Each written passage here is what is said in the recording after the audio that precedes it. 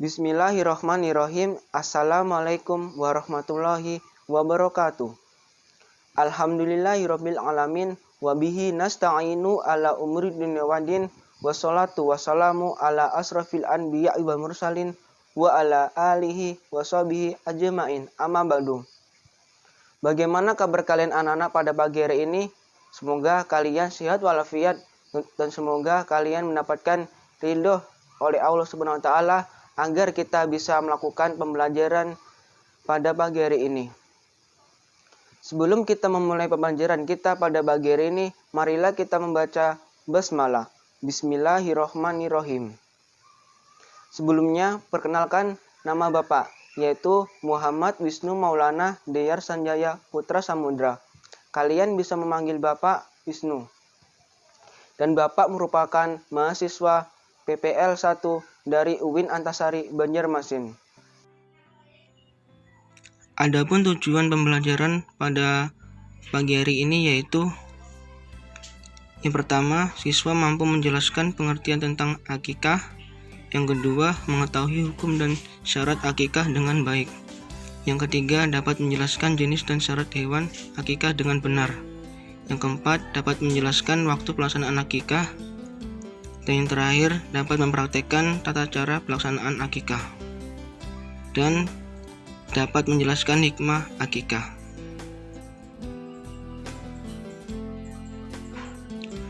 Hari ini kita akan belajar materi akikah.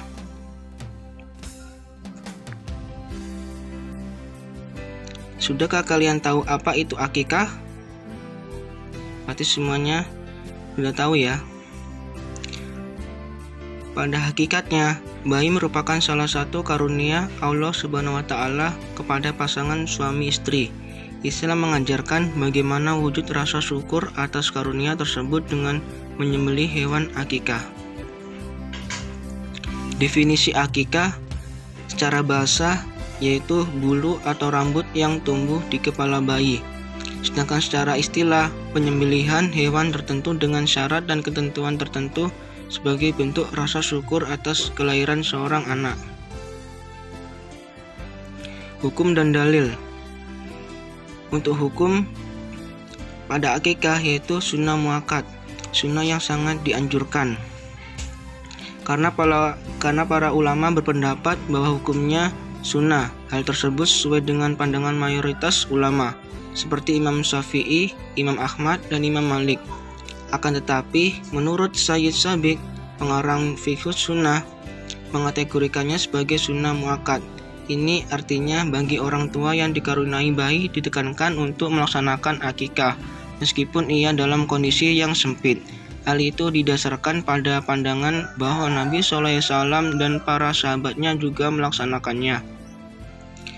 Dalil dari hadis Rasulullah SAW yang berbunyi, kullu hulamin rohinatun bi'aqiqatihi tutbahu anhu yauma sabihi wa yukhlaqu wa yusamma, yang artinya dari Nabi SAW bersabda, setiap anak tergadai dengan akikahnya yang disembelih pada hari ke-7, dicukur rambut kepalanya dan diberi nama. Hadis riwayat Ahmad.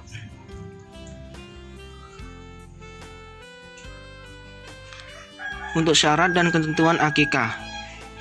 Yang pertama yaitu orang yang berakikah harus Islam, balik, dan berakal.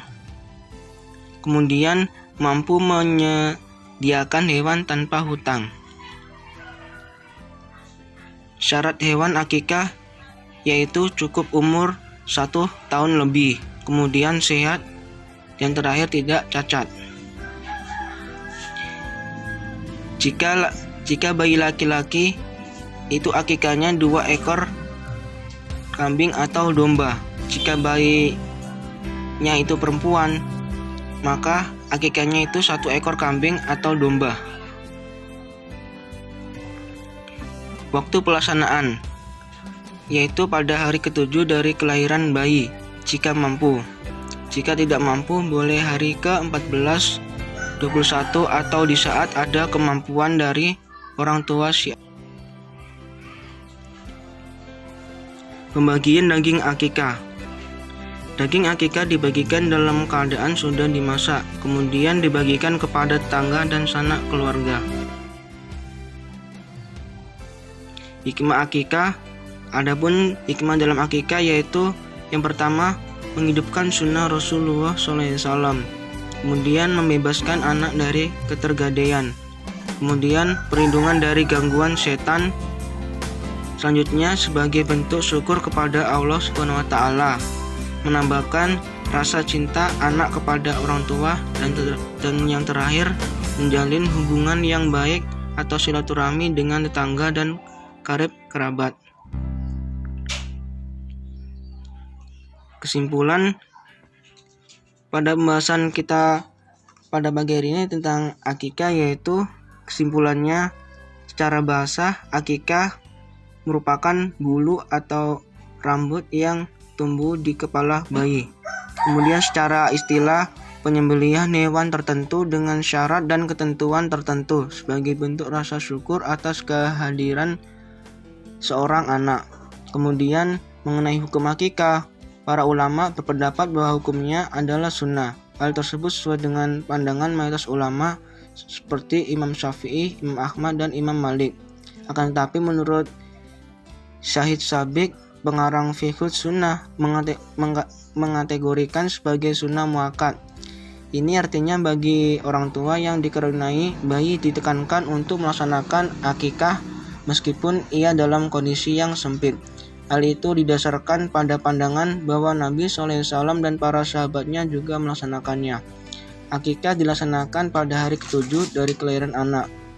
Imam Malik berkata, pada lahirnya penetapan hari ke-7 itu hanya bersifat anjuran, sekiranya menyembelihnya atau setelahnya. Akikah itu telah cukup, artinya jika seorang bapak merasa mampu menyembelih akikah pada hari ke-7, maka hal itu lebih utama sesuai dengan perbuatan Nabi SAW. Namun jika hal itu terasa menyulitkan, maka diperbolehkan untuk melaksanakannya pada hari berapa saja sebagaimana pendapat Imam Malik.